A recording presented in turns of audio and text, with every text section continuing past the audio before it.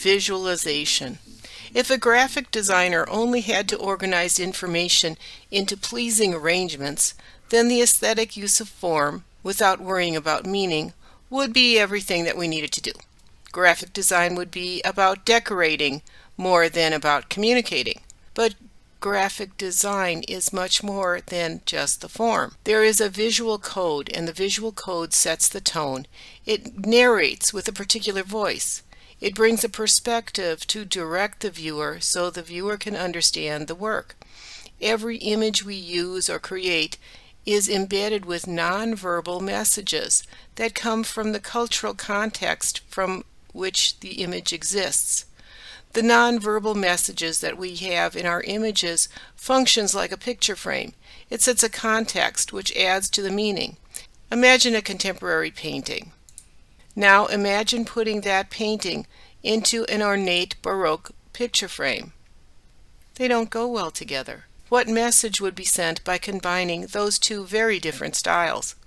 The style and the treatment of the painting and the style and the treatment of the frame both have visual codes that can be read by the viewer. It means even more if the viewer has some knowledge of art history. If you're going to put a Baroque style in a brochure for a contemporary art museum, that composition, what we would call juxtapositioning, would set up a very odd and confusing perspective for the reader. And the creator would need to explain and clarify this message somehow. Graphic designers need to keep those messages in mind when choosing or creating images. It needs to be a very conscious part of the design process. You need to consider not only what something looks like, but what is the underlying message. We know it's possible to create readable print without the use of images. We've done that. But most of us prefer pictures to go along with our reading material. When it comes to communication, visuals are just as important as type. Images, which can be photos, illustrations, infographics, or something else, those will set the tone. They add interest. They provide additional information, and they visually break up large, intimidating blocks of type. The right image is going to add color and texture and movement to your layout. Using an image adds entry points for your eye. It communicates visual hierarchy. Images can create rhythm to assist the flow of reading. Images provide your reader with much needed direction, like, where do I start? Where do I go next? Where is the end of all this? When it comes to choosing the right image for your particular project, there are going to be factors to consider, from image content to image quality.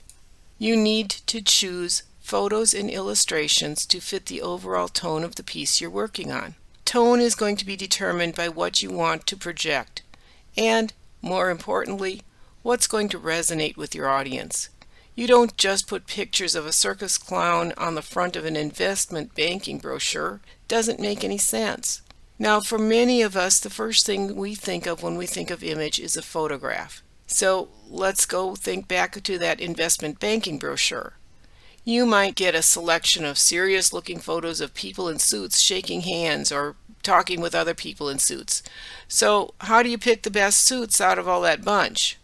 Well, one of the first things you're going to do is throw out any pictures that have technical defects.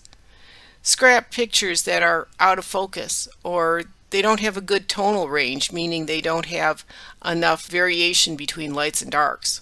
Or maybe they don't have a high enough resolution. Not everything that's wrong with an image can be fixed in Photoshop. So you need to start with a good quality photo if you're using a photo. You want something that isn't going to need a lot of correction done to it. There are books that you can get about taking good photographs.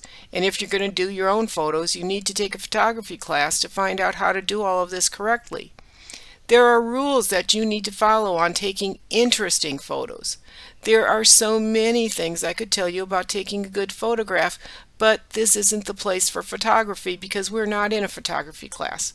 So all I'm going to say about it is that you have to either take your own photos or purchase them from a photo supply company or hire a professional photographer. That being said, unless you're working on a class project, you can't simply go grab photos off of the internet. Web images, first of all, most of them do not have a high enough resolution to work in print. Even more important is the fact that it's illegal. Copyright laws in the United States protect the owners of most things like art, or the written word, or music, or photography. This stuff belongs to the person who created it, whether or not there is a notice about it. Just because something's posted on the internet doesn't mean it's free to take. Pulling an image or text or anything off the internet without the permission of the owner is stealing, when it's also called plagiarism. Anybody doing that can be charged with a felony. It's theft. It's also bad karma, and if you find an image on the web and that's the one you really want to use, you have to track down the owner and you have to get permission to use that image. That being said, for the purposes of this class, we're not publishing anything outside of the classroom. We're using this for educational purposes only. No one is making money off of this. You can use images in this class that you snag off the internet. Anything that's going up for sale, that you're doing as a job, you need to purchase the images that you use, or find them from a source that allows you to use those images. Sometimes a photograph isn't going to be the right thing to use. If you need to break up a lot of text, illustration, clip art, and text-based elements like pull quotes are going to be really great design elements. Illustrations are not a second-class substitute for photographs. Illustrations are very often the best choice for a design project. If you're designing a book about a fire-breathing dragon, you are not going to find a photograph of a fire-breathing dragon to go with your text. Illustrations have given visual form to people, places, and things for hundreds of years. Architects, landscape designers, and interior designers sell concepts to clients using drawings. An essential part of client-designer communication is providing drawings to show the client your interpretation of a project. It can be a basis for feedback prior to beginning the project. It's easier to provide an illustration of what something is going to look like in an environment than it is to explain it verbally. And sometimes illustrations are just more appropriate than photos if the subject matter is sensitive. Dealing with subjects like death or assault or rape might be too much for a viewer to see in photographs. Artists can use caricatures to illustrate stories about public figures like celebrities or politicians, especially if the story is a satire or it's a commentary, sometimes even a feature news story. Political cartoons are one example of this kind of illustration. Illustrations can be used to show change over time. Photos capture a single moment in time, but illustrations can show change, especially in cases where there are no existing photographs. Maybe it's a court case involving a traffic accident. Evidence could include photos that were taken during or after the accident, but photos aren't going to show the timing unless you just happen to have somebody filming at that particular time, at that particular place. Illustrators can show a simplified layout of the streets and the positions of the vehicles involved. Illustration was the choice prior to photography existing to record everyday life and special events.